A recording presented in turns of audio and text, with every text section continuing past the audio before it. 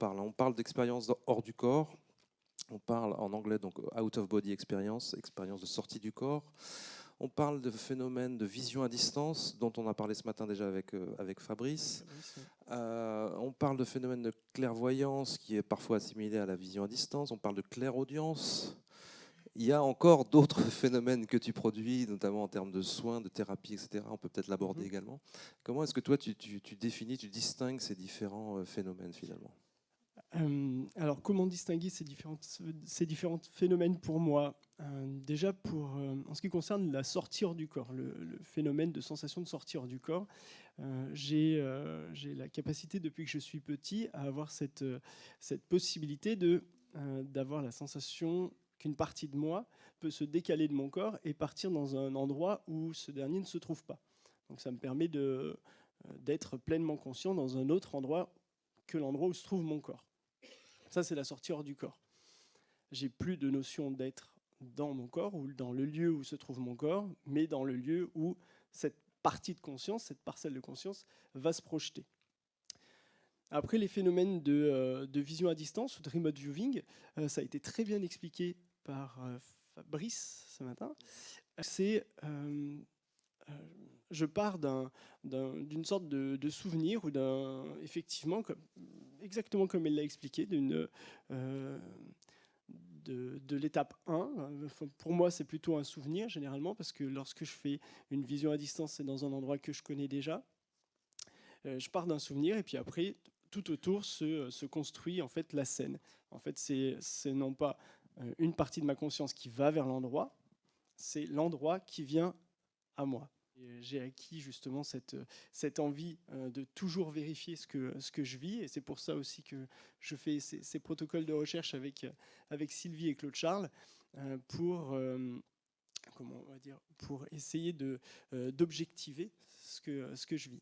Il faut savoir que Nicolas, c'est quand même un cas particulier et qu'au niveau de l'OBE, rien que lui-même a plusieurs façons de sortir de son corps et de vivre le phénomène. Chacun d'entre nous a quand même cette capacité, sauf que la différence, elle est d'en avoir conscience ou pas. Et souvent, dans notre sommeil, nous sortons de notre corps, mais nous n'en gardons aucun souvenir. Et ce qui fait la différence avec les gens qui peuvent s'en rappeler, c'est justement que ça se passe à un moment où ils sont quand même quelque peu réveillés, c'est-à-dire à l'endormissement, au réveil, lors d'insomnie, ou alors ceux-là pourront éventuellement s'en rappeler. Alors, quand on n'est pas coutumier du fait, c'est sûr qu'on a tendance à un peu se mélanger avec la réalité ou pas.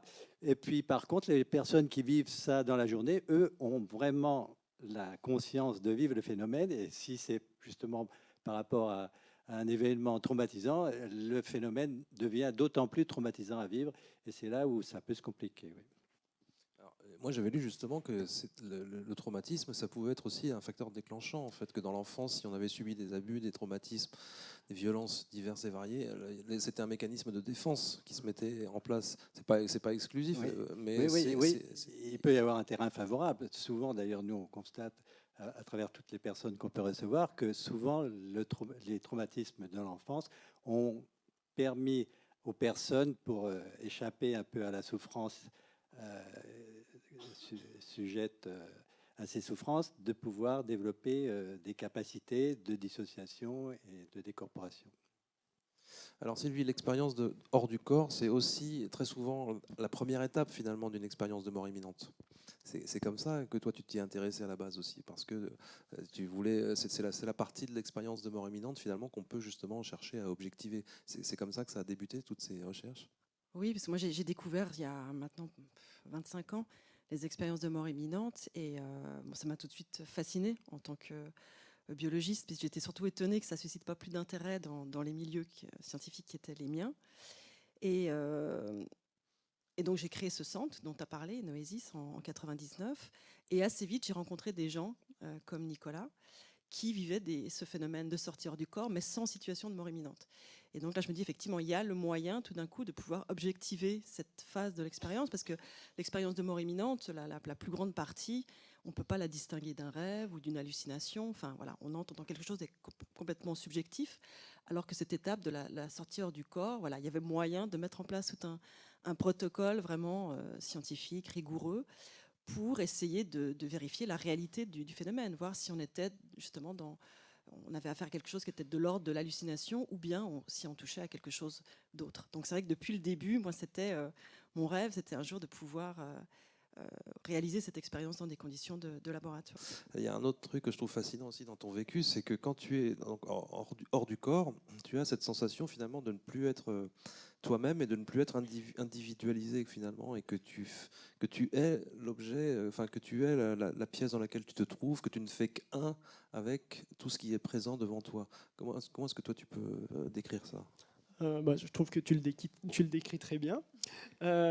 C'est vrai que lorsque je fais une projection, lorsque je sors de mon corps et que je me retrouve dans l'endroit où ma conscience se projette, j'ai l'impression d'être l'endroit. Mais tout, c'est-à-dire à la fois la matière de cet endroit, c'est-à-dire si je me projetais ici dans cette salle, je serais à la fois le sol, les sièges, mais aussi les personnes qui sont dans la pièce, et toutes les informations qui existent à l'instant même dans la pièce, c'est-à-dire toutes les pensées que vous pouvez avoir, etc. C'est vraiment une sorte comment on va dire, de boule d'information. Et j'ai l'impression d'être cette totalité d'information. Et lorsque je réintègre mon corps, il y a très rapidement, j'ai l'impression que mon cerveau, mon mental, ou une partie de moi, ou la conscience corporelle, je vais l'appeler comme ça, essaie de remettre ça en ordre sensoriellement, qu'elle puisse se dire, tiens, ça correspond à une information visuelle, ça correspond à une information olfactive, ça c'est une information plutôt auditive, ça c'est quelque chose d'ordre de la pensée. Et voilà, j'arrive à me refaire une image à peu près correcte de l'endroit dans lequel je me suis projeté.